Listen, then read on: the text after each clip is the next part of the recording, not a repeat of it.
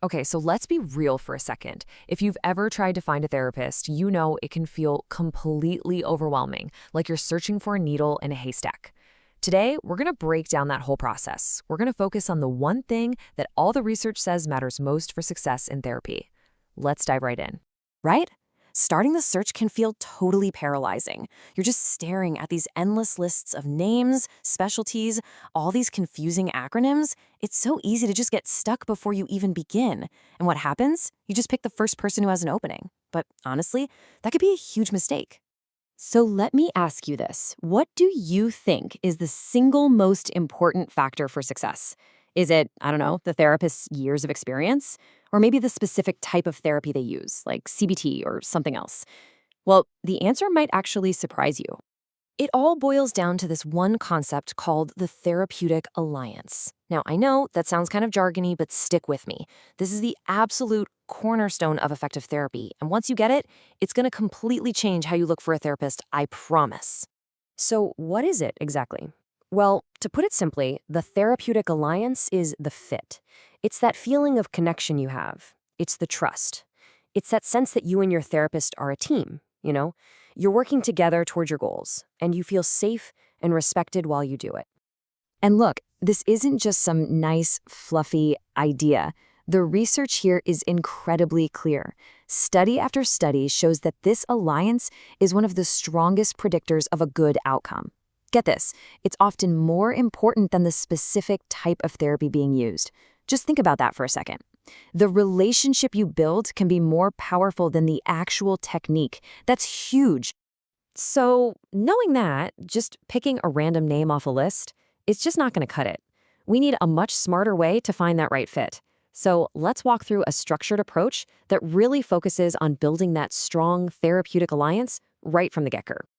A really good matching process comes down to 4 key factors. You've got your main reason for seeking therapy, your personal identity, the therapist's style, and of course, all the practical stuff. Let's break them down one by one. First up, you're presenting concern. Now, this seems obvious, but it's so critical.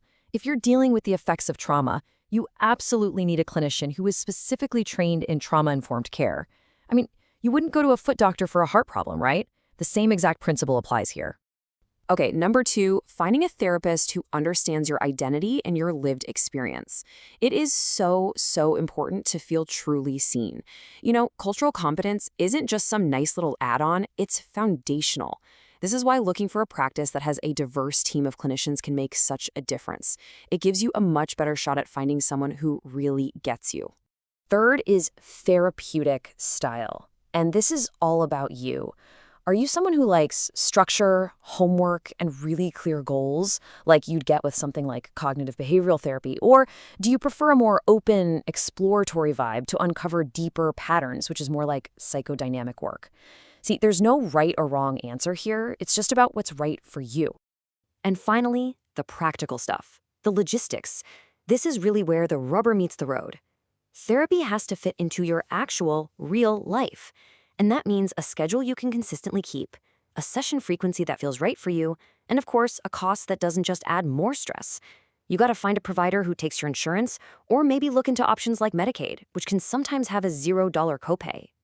Here's a really crucial point, though. Even with the best system in the world, sometimes the chemistry just isn't there. And that's okay. A truly good process acknowledges this. If it's not working out after the first session or 2, you should have the option to be rematched with someone else without any extra cost. It's all about a real commitment to finding that right fit. Okay, so we've hammered this home. The fit is everything. But let's connect the dots here. How does this good fit actually lead to the results you're looking for? Well, it's actually a pretty simple and really powerful chain of events. It all starts with that solid foundation, a good fit. You click with your therapist, you feel safe, you feel heard, and you feel understood.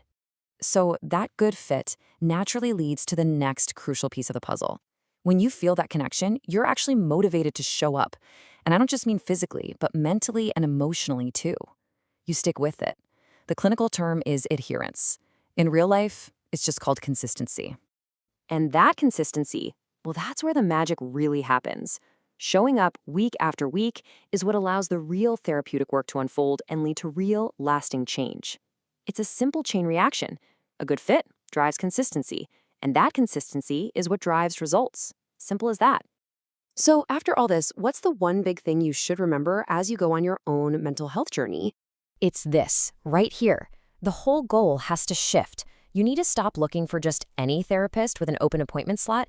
You need to start focusing on finding your therapist, the person who really fits your needs, your personality, and your life. So I'll just leave you with this question to think about. As you move forward, are you going to be looking for just any available provider, or are you going to search for the right partner for your journey? Because that difference, that could change everything.